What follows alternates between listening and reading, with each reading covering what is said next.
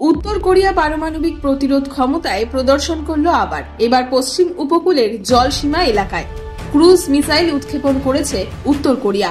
উত্তর কোরিয়ার প্রধান কিম জং উন জানিয়েছেন, নির্ভরযোগ্য পারমাণবিক ঢাল রয়েছে তাদের হাতে। পারমাণবিক শক্তির সঙ্গে যুদ্ধের জন্য প্রস্তুত তার দেশ। উত্তর কোরিয়ার এই মিসাইল উৎক্ষেপণের বিষয়টি নিশ্চিত করেছে দক্ষিণ কোরিয়া। জানিয়েছে, বুধবার সকাল 8টার দিকে ইয়েলো সাগরে একাধিক ক্রুজ মিসাইল নিক্ষেপ হয়েছে, তা ধরা পড়েছে তাদের ক্যামেরায়। মার্কিন গোয়েন্দা সংস্থা সূত্রের খবর, দক্ষিণ কোরিয়া ও মার্কিন যুক্তরাষ্ট্রের গোয়েন্দার মিসাইলগুলি বিশ্লেষণ করছে। 1587 কিলোমিটার দীর্ঘ ডিম্বাকৃতির পথ ধরে উড়ে যাওয়ার পরে সঠিকভাবে লক্ষ্যবস্তুতে আঘাত হানে। কিম জানিয়েছেন, মিসাইলগুলি শক্তিশালী লক্ষ্যবস্তুতে আঘাত করার উপযোগী।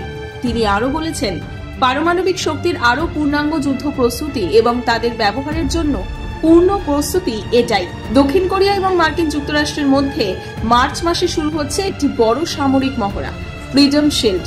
তার আগেই মিসাইল উৎক্ষেপণ করে হুঁশিয়ারি দিলেন কিম। এই মাসের শুরুতে কিম জং উন এই অঞ্চলে উত্তেজনা বৃদ্ধির জন্য মার্কিন যুক্তরাষ্ট্র, জাপান এবং দক্ষিণ কোরিয়াকে দায়ী করে বলেছিলেন যে মিত্রদের সামরিক সহযোগিতা পারমাণবিক অস্ত্রধারী দেশের নিরাপত্তা পরিবেশকে অস্থিতিশীল করে তুলেছে। কিম জং উনের এই আচরণের পরই তৎপর মার্কিন যুক্তরাষ্ট্র বিবৃতি দিয়ে বলেছে, উত্তর কোরিয়ার সম্পূর্ণ পারমাণবিক নিরস্ত্রীকরণ চাইবে।